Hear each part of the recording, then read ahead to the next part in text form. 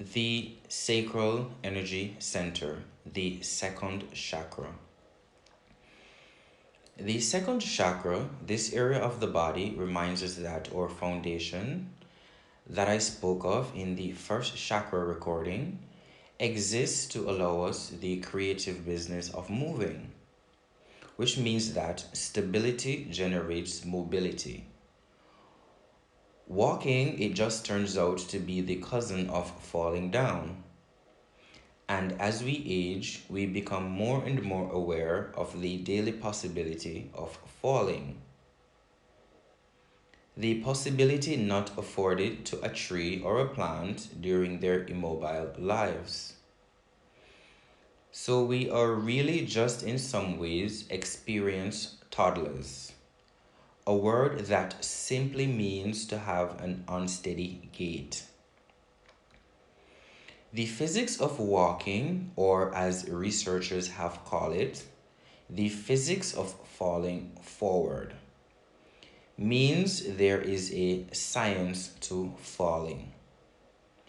And the science is taught in rehabilitation clinics and martial art classes. And it's called tuck and roll. The strategy behind this is even though you're falling, don't stop moving. So, falling implies you were moving in the first place. In other words, you can't fall if you weren't moving.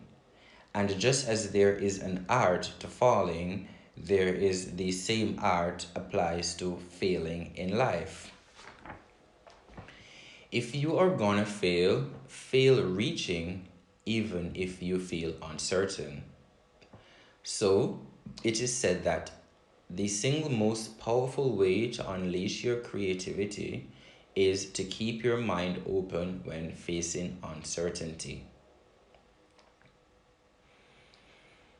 So, the second chakra, this power center, is about establishing a life full of personal choice and creativity to set out on your own.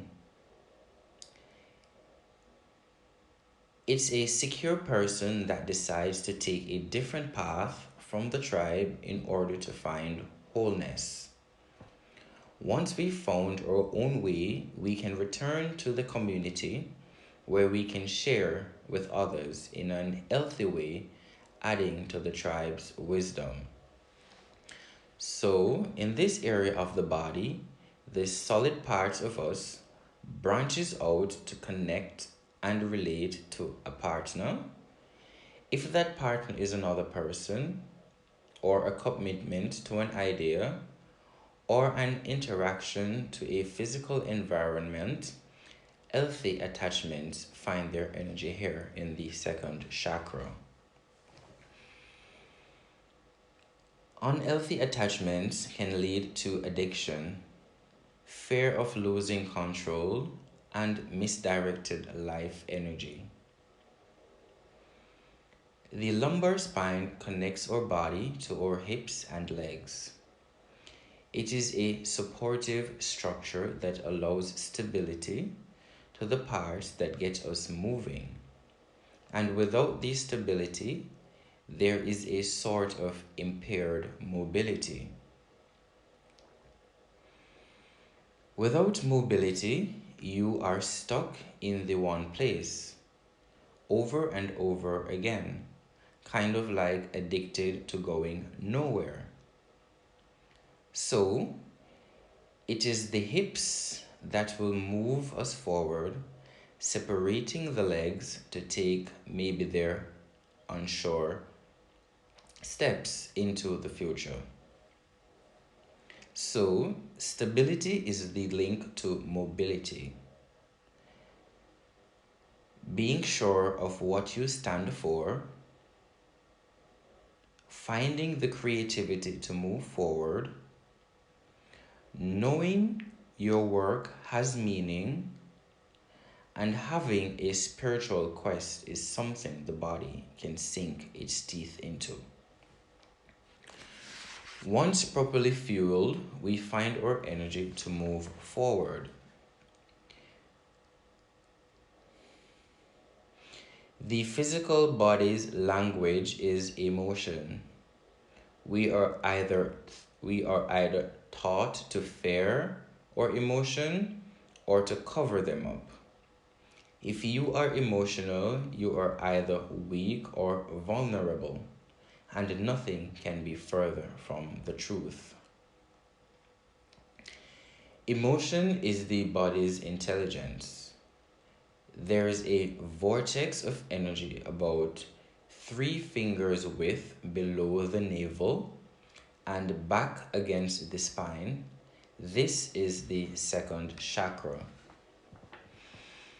For both men and women, we can talk about it as the body's radar or that gut feeling.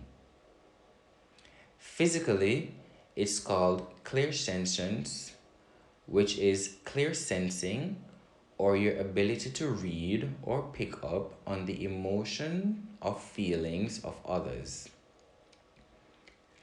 It is how your body communicates with other bodies. For both man and woman, the gland associated with the second chakra is the pancreas. It's active in absorption of nutrients into the body. It also produces a few hormones, including insulin, which is essential in the body's metabolism. So, the second chakra is not just the center of our emotional well being, but also our sexual information.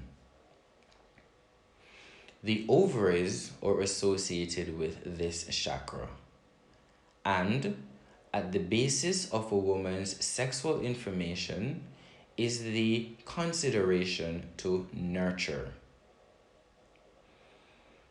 Ovaries produce estrogen, some testosterone. These hormones influence all aspects of sexual activity and development.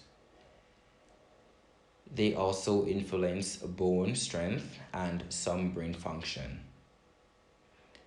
I would like to think of it as intelligence, the location of your intelligence on a body level, very much a part of your instincts. So, the second chakra is the location of your emotions, which is the body's language, and learning to listen to the body's language is very much you taking steps forward to take care of yourself. Learning to take those steps forward, maybe towards acting on your own behalf. The sacral chakra is connected to the element of water. It's associated to your passions, creativity, sexuality, and emotions. It is governed by the color orange. It's the third tone on the tone. Let me rephrase that. It's the third tone on the color spectrum. Things you may do to block your sacral chakra may include casual sex, holding negative emotions, or gluttony. The zodiac sign associated with the sacral chakra is the zodiac sign of Cancer, which is connected to the moon, and it is a emotional energy. It is connected to the solfeggio frequency of 417 hertz, and crystals that you may use to heal or to help to generate more energy in your sacral chakra is tiger eye, amber, carnelian, or orange calcite. It's a feminine energy and it's fluid.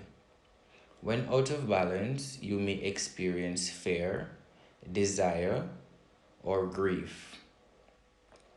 Foods you may use to help to heal or to amplify to generate energy in your sacral chakra are those foods that is very strong or high in the orange juice, such as papayas, mangoes, oranges, peaches, and other foods that are yellow, such as sweet potatoes, the orange sweet potatoes, pumpkins, squash, and other foods. The day most active is on a Monday, the moon day, emotions, intelligence, intuition. To amplify your sacral chakra, you may practice temperance. So that's the excerpt on the sacral chakra. And I would like for you guys to know that I have meditation workshops that can assist in removing blockages from the sacral chakra and healing the sacral chakra. If you like to take part in these meditation workshops, you may contact me at purple mercury 966 at gmail.com.